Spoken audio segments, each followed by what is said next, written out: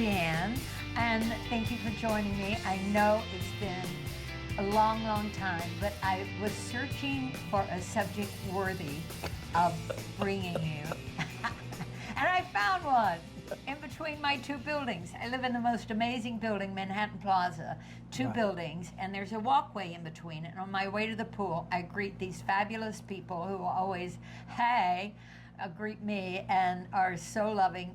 But I also was reminded of what a fan I am of this actress when I saw her in a reading downstairs in the Ellington room, named after Duke Ellington. Hello. Yeah. Of Light Up the Sky by Moss Hart.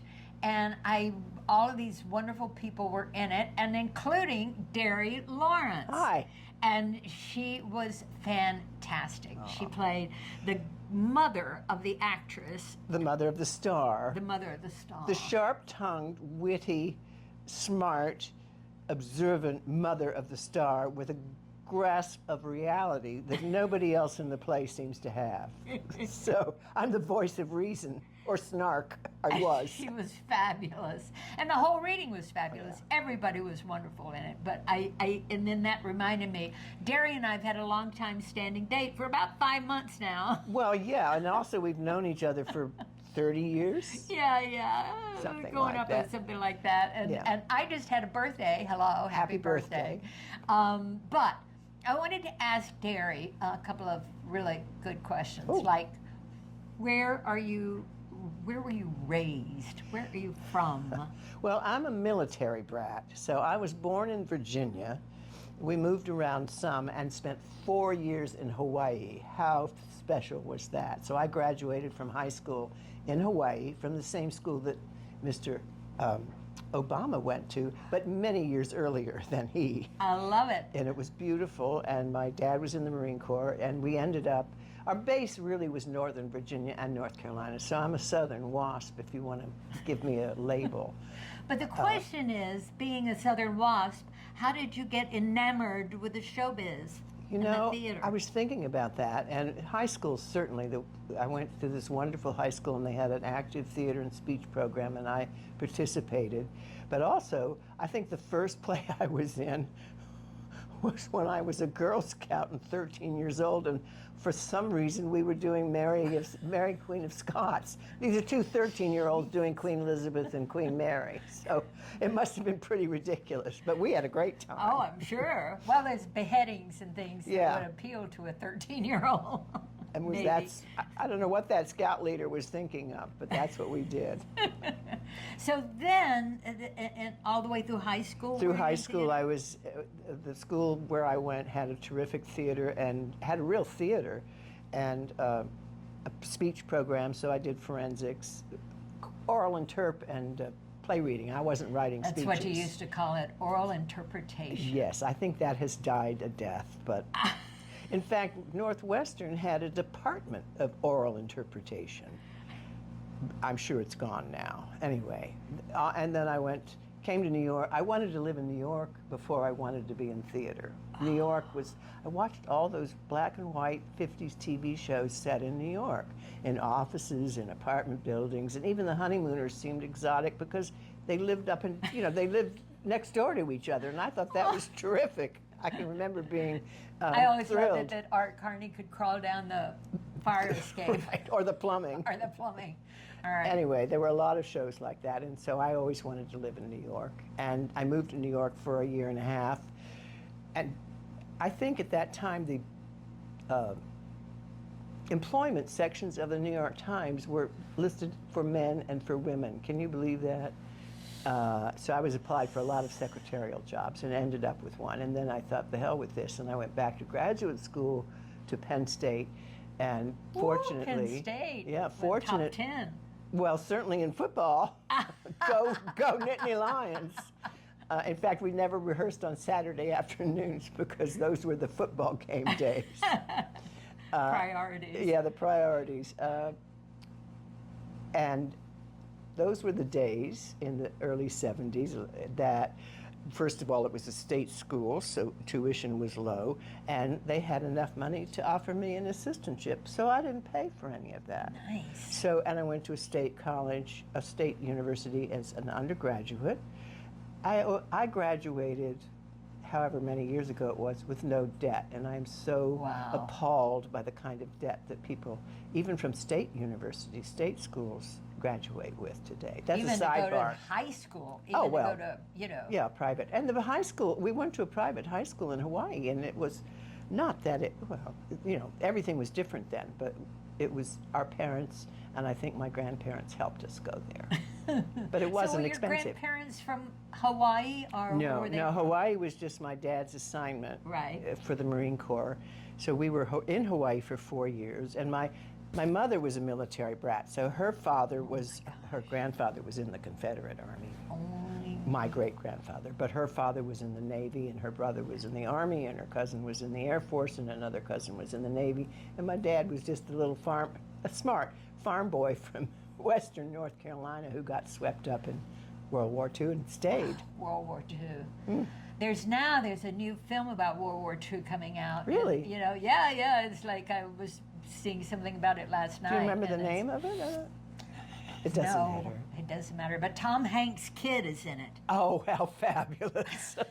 I thought, how right is that? Because, you know, Saving Private Ryan was Right, an right, amazing film. Right. I'm sure it's a different take than we grew up watching. So who knows? When we grew up, we watched a lot of scary movies about World War II. World War II. I'll say that for sure. And it was close. You know, it was only in the 50s when I was in elementary school. World War II was only 15 years before, not even 15 years before. So it was really current. It was a current piece of information. So, of all the wonderful experiences you've had in theater, which comes to the surface the most readily? Oh, that's such an interesting question, and I've been asked it many times, and my usual answer is always the one I'm doing now. But since I'm not doing one now, well, Light Up the Sky, which I You just guys did as had a reading, so much fun. but 35 or 40 years ago, I did the same role as a 26-year-old, as the character woman in a summer stock company. Fun. And so it was fun to revisit that role. There are many, one of the kinds of theaters that I like, and Jen may agree with me or not, is I love theater that's not a straight net, although Light Up the Sky notwithstanding, but things like Quilters or what's the Dylan Thomas play? Under Milkwood? Under Milkwood, or things that are where you get to play a lot of different parts playing a story or an idea, and you're not just talking to each other as a realistic drama. I like those too. Oh, cool. But I was thinking of kind of things that I really love are where as a group you create a world like Under Milkwood or Quilters. And I'm sure there are others that don't come Or to my Spoon mind. River Spoon River Anthology. Anthology, which I never did, but I would like to have. But that kind of thing of creating a place and an idea and a community that's not just about one family or one set of characters. You become Our different town. characters. Well, oh God, yes, sorry, our town. I always wanted to play the stage manager. Nobody, and they do, and women do play the stage manager these days, but it passed me by, I'm sorry to say. Wow. There's still time. I doubt it. I have Anyway. a list. I'm just going to go to it. Oh, what's the most important advice you could give to a young actor starting out now? Never say no. That's one thing that I've almost accepted every opportunity that's been presented to me, partly because I didn't have any other option, but also because you never know what's going to happen. And there's that old saying, whoever you meet on the way up, you're going to see on the way down. So the wider your net, the wider net you cast, the better.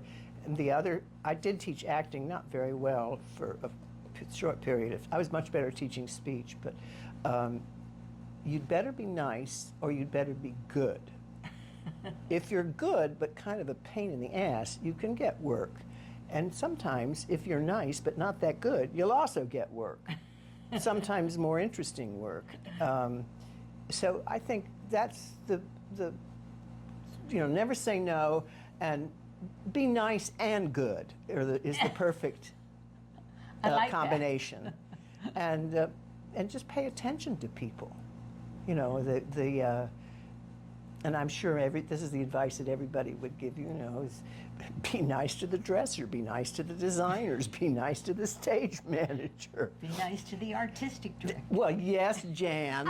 When I was one. Yeah, but of course.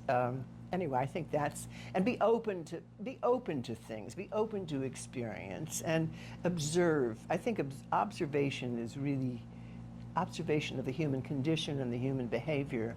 And this is a tiny little example. I played the nurse in Medea. I played a lot of nurses, but I played the nurse in Medea in college. Oh, right. Next Anyway, to Jan Vanderwide. Here's a voice. what a from great past. name. I know, she was a piece of work. But I was thinking about the nurse is a foreigner, as is Medea, and the nurse is a peasant. And I was waiting for a bus in Chapel Hill, North Carolina. Couldn't be more southern and waspy than that. And I was waiting for the bus, and I turned around and looked at the wall by the bus stop, and there were a couple of Asian people from Asia, I don't know what variety, but they were squatting on the ground as their culture did. So they grew up with great knees and great thighs, and they could squat until their 90s. I thought, that looks so odd here in Chapel Hill, North Carolina, that these people are sitting in this way waiting for the bus. So when I did the nurse in Medea, I was much younger than I am now, and I couldn't squat then, so I had them build up my shoes so that I could sit against the set and in a squat without burning out my knees. Wow, and good I idea. thought that was one creative, weird idea I had from observation. That's what I'm making the point, is you never But it's know a great observation. what makes people different, what makes them tick, what makes them scary, what makes them lovable. Just behavior. I think watching behavior is really important. I don't always sound didactic, but I don't mean to be, but I think observing and being interested in people. I love hearing people's stories. Now that I'm writing plays, I always listen to people on the subway and in coffee shops, because I'm always picking up everyday dialogue. Don't you want to go to a different later stop, so you can hear the end of the story? There was one last question I wanted to ask you, because it's something that I deal with, and also my blog is about people who have a certain amount of gravitas and have been around a while. And now, thank God, we're still here. So but there's certain mountains that you have to continue climbing. Do you want to talk about your experience with that? I'm a little not unusual, but I'm unique in that I was always playing older than myself. I was never an ingenue, and occasionally I was a leading lady, but mostly I played above my age, as in Light Up the Sky, the part I just did here at 80, I also did when I was 26, same part. So you have to sort of know your type. And I do remember once, so mostly I've played middle-aged and older. I played a lot of grandmothers, a lot of nurses, a lot of aunts, a lot of not second bananas, but not the young leading lady, but the next type down. And once I was idly thinking about plastic surgery, and I thought, why would I do that? The age in my face is my calling card, so forget, and I just saved a lot of money. So I didn't do it. And she doesn't need it, right? Well, it's beautiful. But I have good genes. I'm very lucky that I have very good genes. Something will strike me with lightning immediately. This chair is made out of wood. Oh yeah, okay. So that my health is very good. Except I've broken a few ribs, which is an interesting journey. Ouch. Yeah, ouch is right. And watch out. This is advice. One older person to another, but especially to older people, is watch where you're walking. Don't be shy about using a cane or vain about using a cane. And that's a total sidebar. And I think all of the usual good health habits apply. And I think Eva Le Gallienne on her last, when she did the royal family late in Do you her remember career, watching? She was an old lady, and you had to watch her die every night. she had a cane on stage, and it was great. I mean, you know, it was just wonderful, Oh, right? I remember. But she was so old, you watched her do the death scene, and you would think, is she going to get up for the curtain call?